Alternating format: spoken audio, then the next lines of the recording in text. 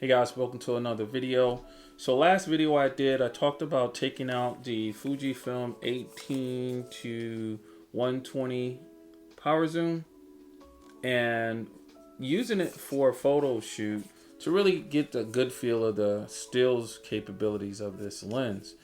I use this with my XS10 at the time because that's what the camera I had. My XH2S wasn't with me, and do not have my XH2 just yet.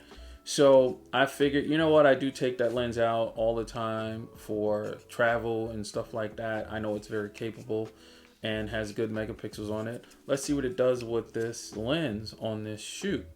So I'm just going to go ahead, we're just going to get right into it. I'm going to go ahead and screen share my Capture One app open, and we'll go through a couple of images and my thoughts on how this lens did stills wise.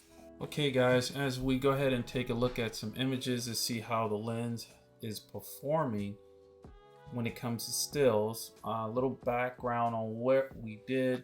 I was at a recent photo shoot. We had a few models out doing an editorial shoot, natural light. It was a pretty cold day, about 40, 45-ish. So we had some goosebumps issues as well as some chilly models. And even though it was pretty bright out, it was a lot of specular light, there was a lot of trees, and there was a lot of clouds, so a lot of fast moving clouds. So I felt this was a great test for the lens. I had it paired with the XS10. As you guys know, my XH2 was out being looked at, so I did not have that with me, and I thought, well, you know, let's see what this could do with both that camera and this lens combo, excuse me. And you can see just from this image alone, and we're 100% right here. The lens is very capable of getting great detail when it comes to stills, which is fantastic. So if you're looking for that all-in-one video slash stills lens, one designed more for the video side with that parfocal feature and the power zoom, but are concerned that it may not give you great images, I can honestly say, based on my experience this day, and I ran this lens through it, it is definitely capable of giving you some good stills. So let's go ahead and talk about it. So when I look at the images, like this particular one, the mask, it got a lot of detail. We got detail in the fingers. I was focused more on the mask here than I was her face. But as you can see, as I zoom in, let me see here, you know, you can see me in her eyes. So it's picking up a lot of information, which is fantastic on the XS10. So I can imagine if I had an XH2 with me, which I'm still waiting on, it would have been even more detail here with that 40 megapixel sensor. If I had the XH2S, I believe it would have given me the same level of detail since it's the same megapixels in the XS10, I believe. But this was one of my favorite looks on this model, just capturing her with the mask. Look, this one I got a lot more detail going on her eyes with the makeup as I zoom in, and this renders in Capture One.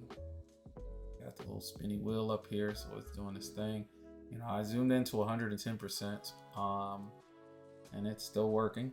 So pardon my slow computer, but look at the detail as it comes in. I mean, we can see goosebumps as well as a little, you know, facial features, lines and everything.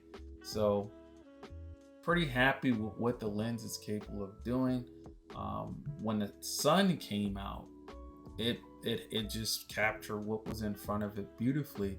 I love the way the sun hit this young lady's skin. You can see the background with the leaves. You can see that her hair is almost the same color, but I got blur. So I got her basically pulling away from that background with that blur. This, as you can see down here, was at F5, excuse me, 6.4. I'm at 80 meters. You know, here's my ISO and my shutter speed down at the bottom. So it did a great job. Now I did a slight edit as I'm working on this to pull out the leaf and the background colors more, give her more separation.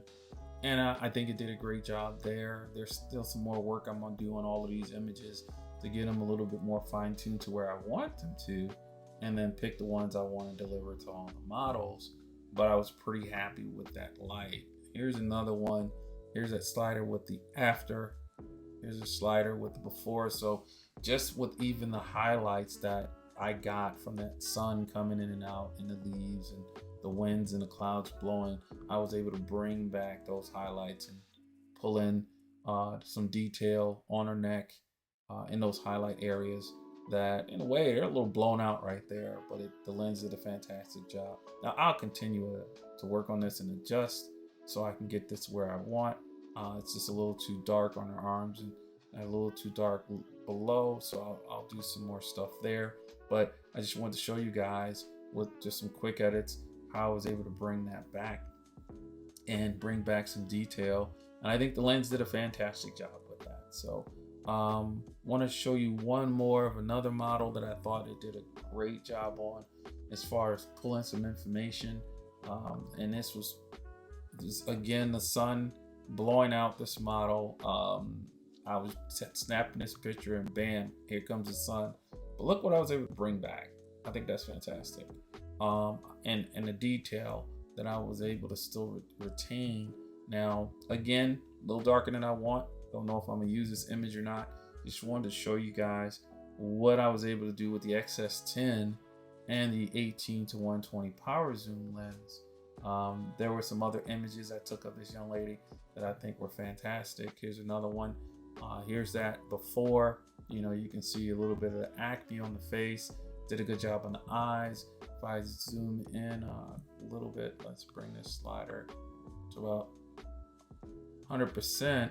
You know, it's picking up the book in her eyes, guys. So I think, you know, again, you don't have to worry about whether this lens is capable or not for stills. Absolutely is. And that makes me even more excited about using this lens for video. Now I know usually when it comes to video, we want to soften that image up and not show all that detail, but I'm just glad again I was able to get this with the XS10. And again, imagine if I had my XH2 with the 40 megapixel sensor, what I would have been able to get. So is it capable for stills? Absolutely. But was it all good? I'm not going to say it was all good. So let's go back to me and the talking head piece, and we'll tell you what I didn't like about using this lens for stills. So where did this lens not do as well as I hoped it would? I'm shooting right now on the 18-55 red badge lens, and this lens is designed for taking stills. It's a 2.8. This is an f4. It was bright out, so I think both lenses would have encountered the same issue with the sun and the brightness fluctuating, specular lighting through the trees. But it was more not that was the issue. It was this. So this ring right here is your zoom. This operates the power zoom. It acts as if it was any zoom ring on a non-powered lens. It's just not as fast. Then you have right next to it this right here, which is the I guess you could say it's another power zoom feature. It allows you to zoom continuously in and out without having to spin this guy to go in and out, which will give you a faster operation of the power zoom. Then as I take off the lens hood, you have this guy, which is the focus ring. And then on top of that, you have your controls right here, which is your focus. You can switch this to focus, or you can switch this to power zoom up and down. And you can also be able to set whether you want to do a single push to get it to zoom and keep going one way or the other, or whether you just press and let go as well. And then changing that button up here. Let me make sure I'm touching on it. Yeah, changing this button right here to make sure that you can take advantage of those various zoom and power zoom and focus features. They're too close together. That was my biggest issue. Because I'm still learning this lens and trying to get the muscle memory down. I ran into issues where I was grabbing the focus ring and not the zoom ring or the power zoom ring. Then it got to the point where I was trying to get the zoom ring, but because the treads, as you see, do not go all the way around like it does from the zoom ring, in portrait mode, you have to reconfigure your fingers to use this. And I wasn't ready for that since it was my first time doing that. So I got to the point where I strictly tried to stay with the zoom ring as much as possible, the regular ring, manual zoom ring, instead of using a power zoom ring. And whenever I was in landscape mode, I used the power zoom ring because the treads are right where my finger is, right there. So that was really the part that got me. And with that light changing it as fast as it did, I did have some misses because I was trying to capture some of the models with that sunlight glowing on them and coming through the trees, giving that wonderful specular light. They had great makeup on. And yeah, it just, that part got me.